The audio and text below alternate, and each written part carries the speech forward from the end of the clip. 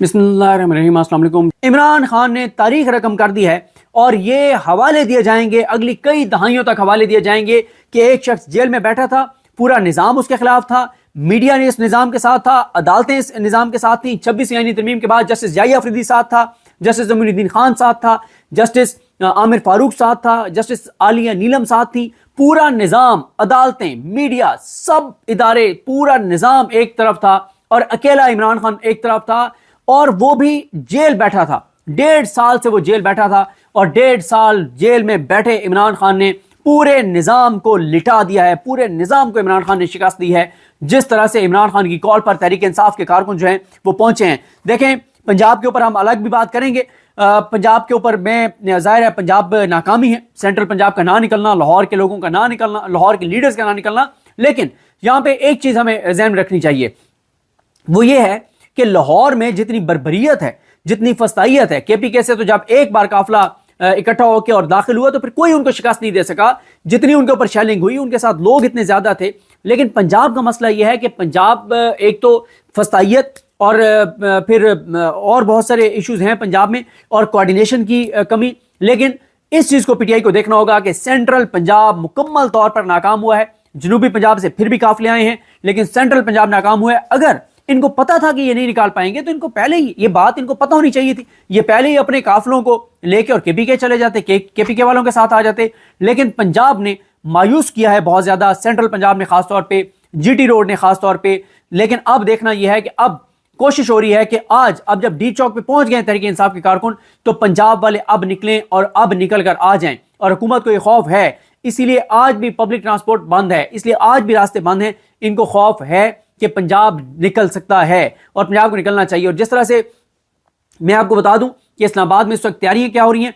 इस्लामाबाद में इस वक्त जहां पे लोग खाना लेकर और पहुंच रहे हैं शुरका तक, वहीं पे एक इस्लामाबाद के अंदर एक नौजवानों ने एक मुहिम चलाई है और ओवरसीज पाकिस्तानी भी इस पे बहुत कंट्रीब्यूट कर रहे हैं। और उसमें यही है कि वो मुहिम ये चला रहे हैं कि हम और तो कुछ नहीं कर सकते, लेकिन हम इतना कर सकते हैं कि जो हर घर जो है, जैसे मतलब हर घर से मुराद ये है कि जो इस कॉज को सपोर्ट कर रहे हैं वो अपने घर से एक बिस्तर जो है वो यहाँ पे इन तक पहुंचाएं। और ये कैंपेन इस वक्त तहरीक इंसाफ के कुछ नौजवान जो हैं वो चला रहे हैं और उनके साथ सिविल सोसाइटी के लोग हैं और वो ये कैंपेन कर रहे हैं। मेरा ये ख्याल है कि आप रात तक देखेंगे कि 40 से 50 हज़ार बिस्तर यहाँ पर पहुंच जाएंगे। जिस तेजी से ये कैंपेन चल रही है सोशल मीडिया पर, व्हाट्सएप ग्रुपों में, जिस तरह से कॉल्स लोग एक दूसरे को कर रहे हैं और कह रहे हैं कि हमें कम से कम एक बिस्तर तो हम इनको पहुंचा सकते हैं, ताकि जो 55 घंटे की इतनी मेहनत करके आए हैं और इतनी अजियत काट कर आए हैं, इतनी मुश्किलात काट कर आए हैं, चलें वो रात को सुकून से सो तो सकें। अभी खैर ये भी देखना है ना, अभी तो बहुत अर्ली है कि आज अब आगे चीज़ें कैसे बढ़ती हैं। इमरान खान साहब के साथ अभी मुलाकात की इतला है कि कुछ तहरीक इंसाफ के रहनुमा इमरान खान साहब से मुलाकात के लिए जा रहे हैं। गो कि आज अदालत में केसेस की समाअत नहीं हो सकी, जो अलकादिर था उसकी भी और तोशाखाना 2 की भी। अलबत्ता जो ATC रावलपिंडी वाला केस है, जो बोगस केस है जिसमें इमरान खान का 5 रोज़ा जिस्मानी रिमांड दिया गया था, वो जज साहब अडयाला पहुंचे हुए हैं और PTI के कुछ रहनुमा भी अडयाला जा रहे हैं। और इसी तरह से GB और AJ के लोग भी साथ थे, KPK वालों के साथ थे। और इसी तरह से इस वक्त जो है वो शरीफ खानदान के लिए ना जो कुछ आज हुआ है, इससे बड़ी जिल्लत और रुसवाई शरीफ खानदान के लिए नहीं हो सकती कि उनको धूल चटा दी है तहरीक इंसाफ के आम वर्कर ने इमरान खान की गैर मौजूदगी में। और आज आप कह सकते हैं कि मज़ामत और अवाम जीत गए हैं और निज़ाम हार गया है। इसके अलावा मोहसिन नकवी की वो गिदड़ भपकियाँ, DPO अटक की वो गिदड़ भपकियाँ कोई नजर नहीं आ रहा। और अब मोहसिन नकवी साहब कह रहे हैं जी IG साहब पे मैं छोड़ता हूँ, IG साहब जैसे मर्जी डील करें। IG क्या करेगा? IG की तो पुलिस का हमने हाल देख लिया है। जो वीडियोज आई हैं उसमें सीनियर बुला रहे हैं कि जनाब वो DIG साहब बुला रहे हैं, आए। लेकिन मैं यहाँ पर यह भी कहना चाहूँगा, मैं भी गलती कर जाता हूँ, हम लोग गलती कर जाते हैं। हमें ये नहीं कहना चाहिए कि पुलिस की इंसल्ट नहीं करनी चाहिए।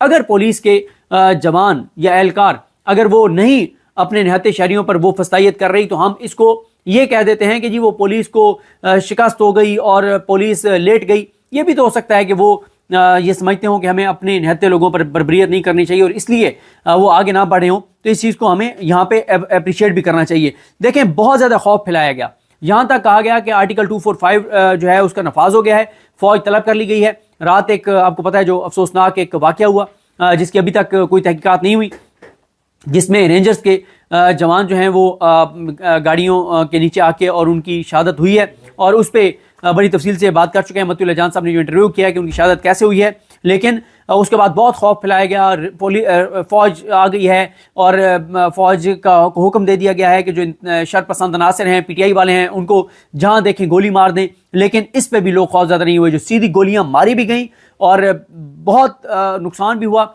उसके बावजूद 26 नंबर से लोग आगे बढ़े। 26 नंबर पे कोशिश की गई कि रात वहीं पे रुकें और या हम संजानी चले जाएं। तहरीक इंसाफ के अंदर कुछ लोगों की राय थी, लेकिन बुशरा बीबी ने यह फैसला किया कि हम डी चौक जाएंगे जाएंगे जाएंगे। और फिर बुशरा बीबी ने और तहरीक इंसाफ के कारकुनान ने, अली अमीन गंडापुर ने और दीगर PTI के लीडर्स ने जो है वो डी चौक पहुँच कर दिखा दिया है। और इसलिए मैं कहता हूँ कि ज़रा चेक करें कि DPO अटक साहब कहाँ पे। मैं वैसे उनका नाम भी चेक करूँगा, नाम उनका वैसे लेना चाहिए। DPO अटक तो कल को कोई भी हो सकता है, लेकिन उनका नाम ज़रूर लेना चाहिए, जो बहुत ज़्यादा उकसा रहे थे पश्तूनों को, पठानों को, कि अगर तुम्हारे अंदर खैरत है तो आके दिखाओ, मैं ये कर दूंगा, मैं वो कर दूंगा। एक बंदा गुजर के दिखाए तो फिर दिखा दिया उन्होंने, गुजर के पहुंच के। और वो DPO साहब तो अब गायब है, कोई उनका आता पता नहीं है। अच्छा, फिर आप ये देखें, बुशरा बीबी साहबा पे बहुत इल्ज़ाम लगाते थे नून लीग वाले कि ये कंप्रोमाइज़ हैं। रात ख्वाजा आसिफ ये कह रहा था कि सब मान रहे हैं, बुशरा बीबी नहीं मान रही।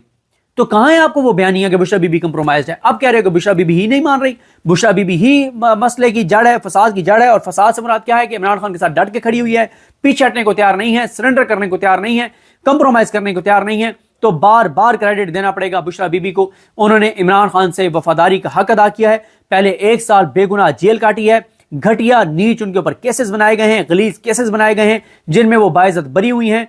और अब उन्होंने साबित कर दिया है कि इमरान खान के साथ उन्होंने अपनी कमिटमेंट है उसको साबित किया है। उन्होंने जिस तरह से कारकुनान को लीड किया है और इस्लामाबाद तक लाई हैं। इसके अलावा नून लीग के देखें, उम्मीदों का चमन उजड़ गया है। इनको लगता था 26 संविधानी तरमीम के बाद अपना याही अफरीदी ले आए हैं, अपना अमीनुद्दीन खान ले आए हैं, आमिर फारूक साहब भी ठीक हैं, अली नीलम साहब भी ठीक हैं, अब सत्तें खैरा ने। ऐसा नहीं है। PTI ने साबित कर दिया है कि आज भी ताकत अवाम ने अपनी मनवाई है, तहरीक इंसाफ ने मनवाई है। इसके अलावा जनाब अब एक नए सफ़र का तहरीक इंसाफ का आगे आगाज़ होगा। पहले कहा जाता था बर्गर बच्चे हैं और इनकी कोई ये नहीं है वो नहीं है, लेकिन PTI ने साबित कर दिया है कि मज़ामत की अलामत है ये जमात, ये रेजिस्टेंस की अलामत है जमात। और इस जमात ने तारीख रकम कर दिया है, पूरी दुनिया में एहतजाज किए, पाकिस्तान में तारीख रकम कर दिया है।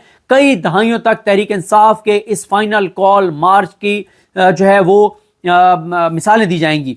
और इसी तरह से ये भी वो उस अंदाज में तो मैं नहीं कह सकता जिस अंदाज में इमरान लालिका साहब लिखते हैं, लेकिन ये मैं कह सकता हूँ कि जैसे वो कहते होते हैं मौरख के बारे में, जिस तरह से वो मौरख को मुखातिब करते हैं, वैसे मैं नहीं कर सकता।